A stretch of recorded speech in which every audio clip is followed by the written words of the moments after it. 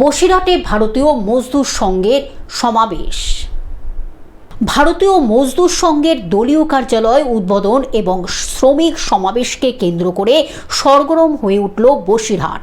বসিরহাট রবীন্দ্র ভবনে ভারতীয় মজদুর সংঘের বসিরহাট নগর কমিটির উদ্যোগে আয়োজিত এই সমাবেশে মহকুমার বিভিন্ন প্রান্ত থেকে বিভিন্ন পেশার সঙ্গে যুক্ত শ্রমিকেরা অংশ নেন। সংগঠনের দাবি, সমাবেশে কয়েক হাজার শ্রমিকের জমায়েত হয়েছিল।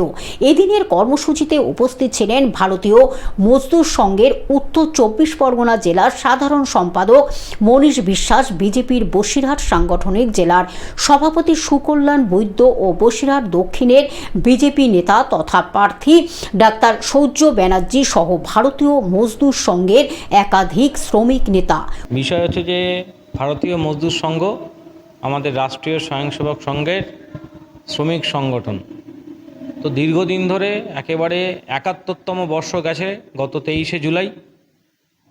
বসিরহাটে নতুন করে ভারতীয় মজদুর সংঘের বিস্তৃতি লাভ করছে। তো বিস্তৃতি লাভ করার সময় কিছু মানুষ এটাকে নিয়ে কিছু সমস্যা তৈরি করার চেষ্টা করেছিল, কিন্তু আমাদের মধ্যে কোনো সমস্যা নেই। আমরা সহমত তৈরি করে এগিয়ে যাব এবং আগামী দিনে ভারতীয় মজদুর সংঘ বসিরহাটের একেবারে শহর থেকে গ্রামে সুন্দরবন পর্যন্ত সমস্ত জায়গাতে ব্যাপকভাবে কাজ করবে। উত্তর 24 পরগনা থেকে সৌমাভ মণ্ডলের রিপোর্ট, গ্লোব নিউজ।